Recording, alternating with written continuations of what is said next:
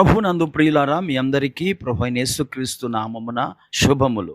నీతి యొక్క అసలు నిర్వచనం. నేటి ధ్యానం కొరకు గలతీయులకు రాసిన పత్రిక 2వ అధ్యాయము 21వ వచనాన్ని చదువుకుందాం. నేను దేవుని కృపను నిరర్థకము చేయను, నీతి ధర్మశాస్త్రము వలనైతే ఆ పక్షమందు క్రీస్తు చనిపోయినది నిష్ప్రయోజనమే.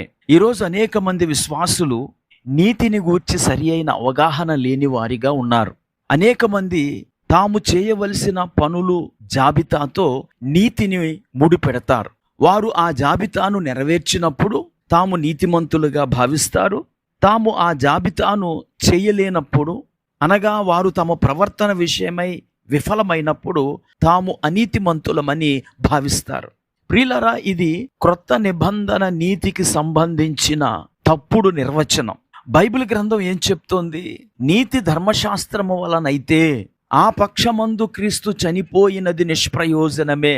మనము ధర్మశాస్త్రము యొక్క 616 శాసనాలను నెరవేర్చిన క్రొత్త నిబంధనను అనుసరించి మనము నీతిమంతులము కాలేము.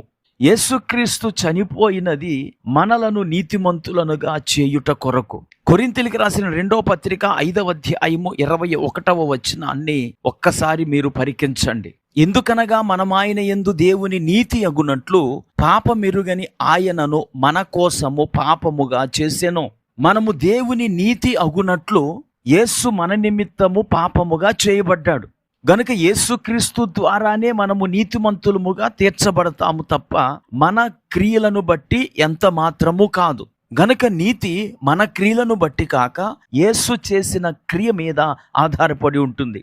క్రైస్తవ్యం అంటే నీతిమంతులుగా మారటానికి మంచి పనులు చేయటం కాదు. మనము నీతిమంతులముగా మారుట కొరకు యేసుక్రీస్తునందు సరి అయిన విశ్వాసము కలిగి ఉండటమే. ఈరోజు మనందరికీ మంచి పనులు చేస్తే ఆశీర్వాదం పొందుతాము అని నూరిపోశారు. దాని ప్రకారంగా మనము దీవెన పొందుట కొరకు, లేక ఈ లోకములు ఆశీర్వదించబడుట కొరకు పేదలకు దానం చేయటం, ఇతరులకు మేలు చేయటం, అనగారిన వారిని ఆదుకోవటం వంటి కొన్ని ఆవశ్యకతలను నెరవేర్చాలి. ఇది మనకు భారమైనా సరే ఈ మంచి పనుల ద్వారా మనకు మేలు కలుగుతుందని చెప్పి మనము అలాగు చేసి నీతిమంతులుగా మారామని విశ్వసిస్తూ ఉంటాం. అయితే క్రొత్త నిబంధన విశ్వాసమును బట్టి మనము ఎప్పుడైతే యేసుక్రీస్తునందు విశ్వాసం ఉంచుతామో అప్పుడే మనము మన పాపము నుండి విముక్తులమై దేవుని నీతిని వస్త్రముగా ధరిస్తాము. చదవబడిన లేఖన భాగంలో అపోస్తలుడైన పౌలు నీతి ధర్మశాస్త్ర క్రియ వలన అయితే క్రీస్తు చనిపోయినది వ్యర్థం గనుక నీతి ధర్మశాస్త్రం వలన కాదు, క్రీస్తు ద్వారానే వస్తుంది అని చెబుతున్నాడు. ప్రియులారా, ఈరోజు ఈ మాటలు వింటున్న మీరు ఒక్కసారి ఆలోచించండి. మీ క్రియలపై మీరు ఆధారపడుతున్నారా? మన నీతి క్రియలైనయు మురికి గుడ్డలు అని యెషయా గ్రంథం 64:6లో యెషయా ప్రవచిస్తున్నాడు. మేమందరము అపవిత్రుల వంటి వారమైతిమి, మా నీతి క్రియలన్నయు మురికి గుడ్డ వలె నాయను. ఈ మాటలు వింటున్న ప్రియ స్నేహితురా, సోదరి, మన క్రియలను మనము నమ్ముకొనక దేవుని యందు విశ్వాసం ఉంచి ఆయన నీతిని ధరించుకుందాం. అప్పుడు మనము మన క్రియలను బట్టి అతిశయించము, దేవుని కృపను బట్టి సంతోషిస్తే దేవునిని ఘనపరుచుతాం. ప్రార్థన చేసుకుందాం.